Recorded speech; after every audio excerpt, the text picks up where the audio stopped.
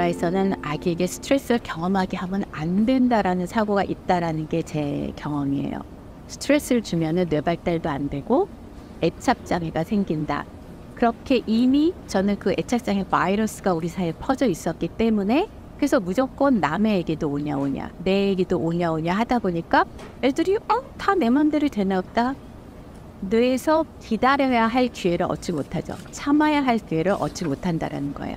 그래서 깍타인스러운 기질을 가지고 태어난 아기일수록 오히려 더 오냐 하지 말고 적절한 통제, 아기 훈육을 해줘야지만 선천적으로 감정 조절 프로그램을 파워풀하게 타고 나지 못한 애기들이 조금씩 이게 온다고 해결되는 게 아니구나, 소리를 지른다고 되는 게 아니구나, 때려서 되는 게 아니구나라는 프로그램이 0세부터 만들어져야 되는 거고, 얘가 이 옷을 입었으면 좋겠는데 다른 옷을 입겠다고 그래.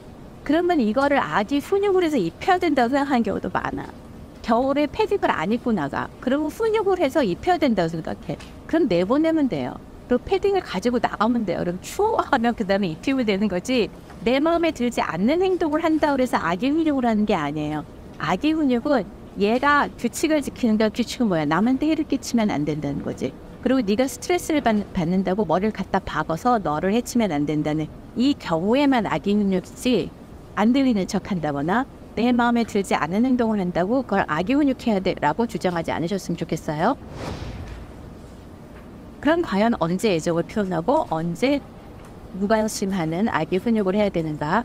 애정 표현은 다행히 부모의 말을 잘 들었을 땐 적극적으로 해줘야 되지. 만일 자진해서 친구를 배려했거나 부모를 배려했을 때, 아니면 어려운 과제를, 너무 쉬운 과제 했는데 박수 치고 그러지 마세요. 그럼 걔는 박수가 안 오면 못 견뎌. 근데 여러분은 이제 칭찬을 많이 해야 애착관계가 좋아지더라고 자꾸 칭찬하거든요. 별거 아닌 것도. 그 실수도 안 하셨으면 좋겠어요.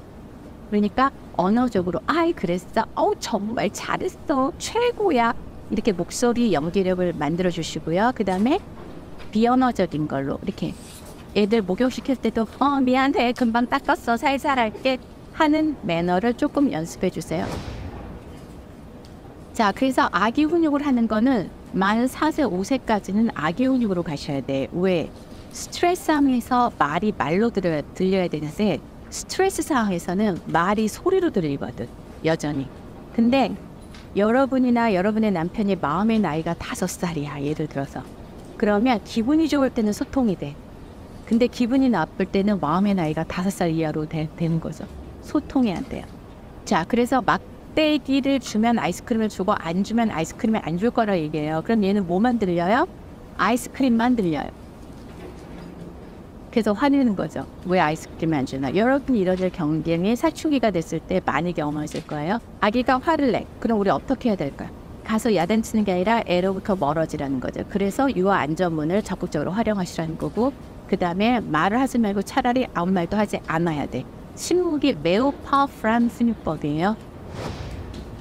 뭐 먹고 싶어? 그럼 애기가 피자. 그럼 엄마 뭐라고 얘기하시겠어요? 애기가 피자 먹고 싶다라 엄마 뭐라고 얘기하시겠어요? 그치, 이러시면 안 돼. 피자를 먹고 싶어도 어떡하지? 엄마는 지금 짜장면이 먹고 싶은데, 이렇게 얘기하셔야 돼. 그럼 옆에 있던 남편이 나는 냉면이 먹고 싶은데, 이렇게 얘기해야 돼요. 그래서 갈등 상황을 만들어야 돼. 그렇지. 근데 이게 피자 먹고 싶으면 할머니는 할머니도 피자 먹고 싶어야 돼. 이게 애를 감정 조절 프로그램을 만들지 못하는 길이야, 어머니. 그래서 잠시 고민하게 해야지. 어떡할까? 그러면 오늘은 누구를 가장 먼저 배려하는 게 좋을까? 아버지가 이번 주 일하는 게 힘드셨으니까 오늘은 그렇게 냉면이 먹고 싶지 않아도 같이 먹어주는 게 어떨까? 아니면 엄마가 너무 힘드니까 엄마가 먹고 싶은 거 같이 먹어주고 다음에 네 생일날 네가 먹고 싶은 피자를 먹으면 어떨까? 이게 가정교육이거든.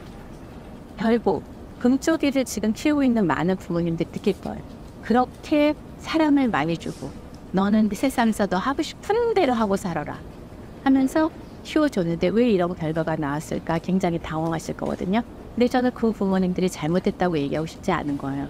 애착자의 공포 바이러스 때문에 그냥 무조건 스트레스 주지 않으면 내가 잘 클 거라고 생각하게끔 사회가 만들었다라는 게 이제 제 주장이지. 여러분은 아이가 스트레스 받지 않고 살기 위한 여러분은 모종이 아니에요. 나도 살고 애도 살아야 되는데 유태인 사고를 가지셔야 돼요. 노력하지 않는 엄마가 된다는 이 사고에서 벗어났으면 좋겠다라는 거죠. 제 책을 계기로. 그래서 스트레스는 자꾸 하나는 엄마들 있잖아요.